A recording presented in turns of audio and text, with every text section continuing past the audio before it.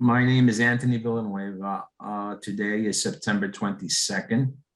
I am interviewing Sylvia Scoggin. This is a follow-up interview. We had a previous interview on file. We are going to interview for the Latino Oral History Project, Voices of a Pandemic at the Center for Latino and Latin American Studies at Northern Illinois University. This project is in partnership with the Voces Oral History Center at the University of Texas. Because this is being recorded, I have to ask you several questions to which you will answer I agree or no, I do not agree. The Center for Latino and Latin American Studies wishes to archive your interview along with other photographs or other documentation at the Northern Illinois University Libraries, Northern Illinois, New Jersey. No, Illinois. I took myself back to where I went to school.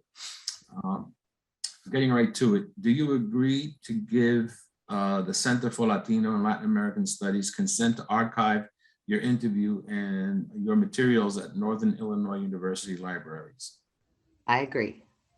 Do you grant Northern Illinois Universities the rights, title, and interest to and copyright over the interview and any material you provide? I agree. Do you agree to allow Northern Illinois University Libraries to post this interview on the internet where it may be viewed by people around the world? I agree. Do you grant the Center for Latino and Latin American Studies consent to share your interview and other materials with Voices Oral History Centers at the University of Texas at Austin for inclusion in the Voices of Pandemic Oral History Mini Project, which will include posting the interview on the internet? Yes, I give consent. Do you wish for us to share the rest of your interview in your public file available to researchers at the Benson and NIU libraries? Yes, I give consent. And lastly, on occasion, the Center for Latino and Latin American Studies and Voices receive requests from journalists who wish to contact our interview subjects. We will only deal with legitimate news outlets. Do you give consent for us to share your phone number and your email with journalists? Yes, I give consent. Okay, thank you. Including that example, you contacted me and you stated that you wanted, you had some other thoughts that you wanted to include in your interview. Can you share those with me? Yes, I wanted to bring up the point that my parents are bilingual. So they're very fluent in Spanish and English. They've been here a long time. So I was thinking about this, like, because most of my family is not. So I think that my father is still alive today because he is bilingual. I think because he understood and could advocate for himself and his health care, and my mother calling and never giving up, them not dismissing her because she spoke English and understood. I feel like he had a better chance than most people in the community, Latinx community.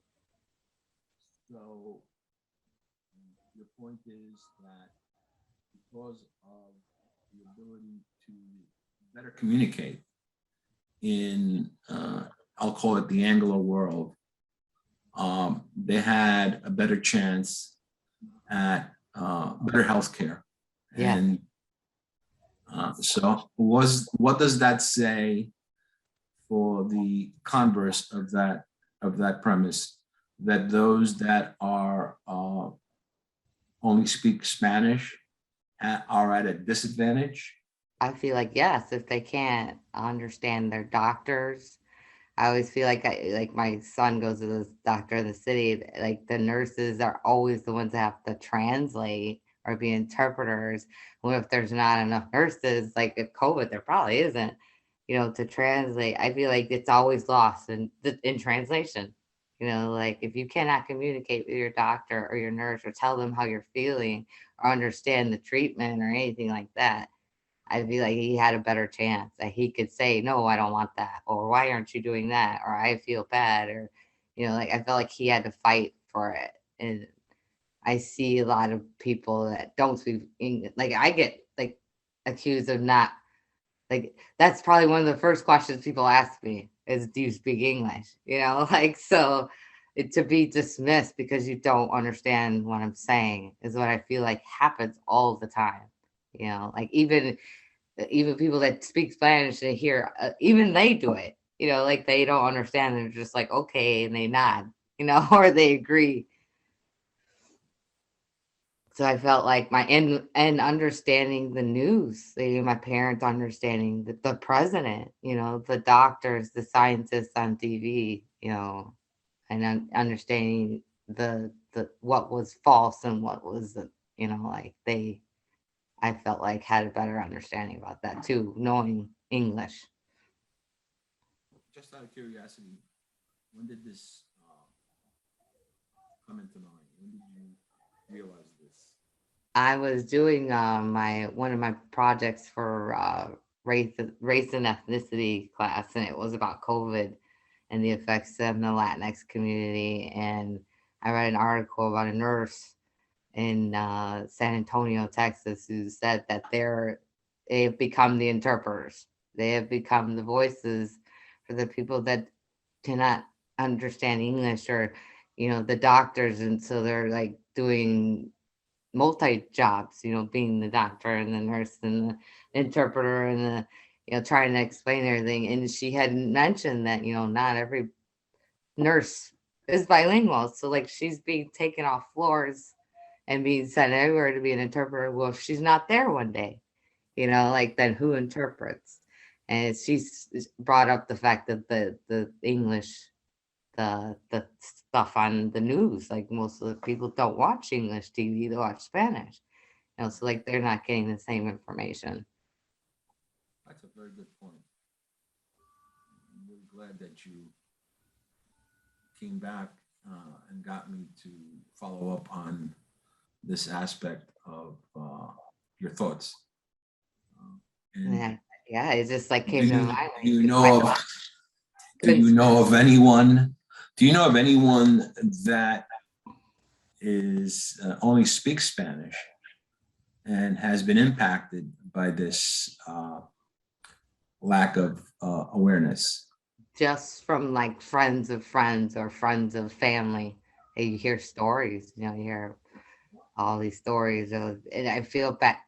What hits me the most is I'm hearing stories, but like I'm not hearing my white friends tell me their stories. You know, like oh yeah, my cousin had 3 people die in his building, you know, or like you know, or I lost my grandfather and 2 cousins, you know, like people like I've known people that lost like half their family members, you know, like it's there are people that lost their spouses and they're left with children. You know, it's I'm not hearing that on the other side. I see.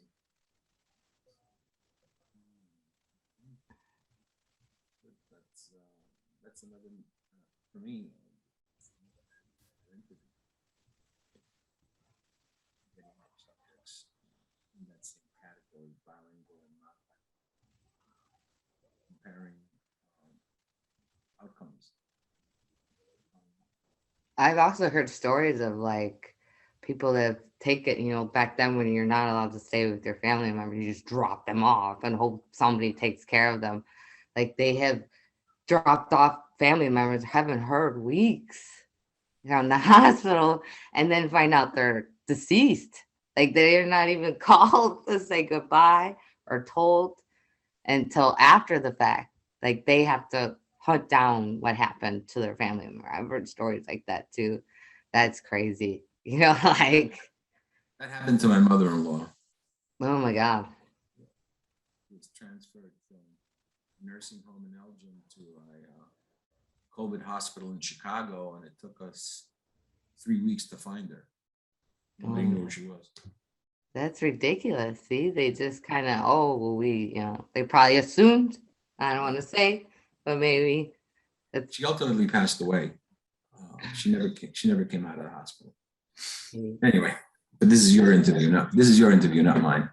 Yeah, it's just hard. It's again, you're from the Latinx community. I'm not hearing it on the other side. I'm hearing on like I live in both worlds, you know, like because my husband is Anglo, my mother-in-law lives with us, and she has a lot of friends that are testing positive, but they're asymptomatic. They're the ones spreading it, you know, like Yeah. she tested positive again.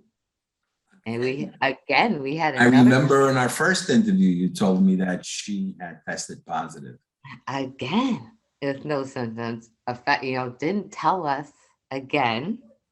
My husband ended up with pneumonia. So like ended up in the hospital and yeah. So it's just frustrating, you know, like but her friends aren't dying. You know, like Right. Is there anything else you want to share with me? I think that's it. And yeah. So I yeah. mean, it was short, but it was very impactful, very eye-opening. Um, is there anyone that you could let me turn the recording off because this is not pertaining to our actual interview. So let me just turn this.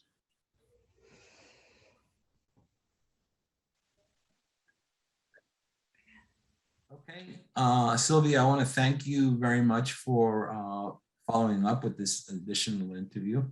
And again, if you have any further thoughts, you can always contact me and we can do a third follow-up. Is there anything else you'd like to say before we sign down? Nope, that was it. Thank you. Okay, thank you very much. You have a great day.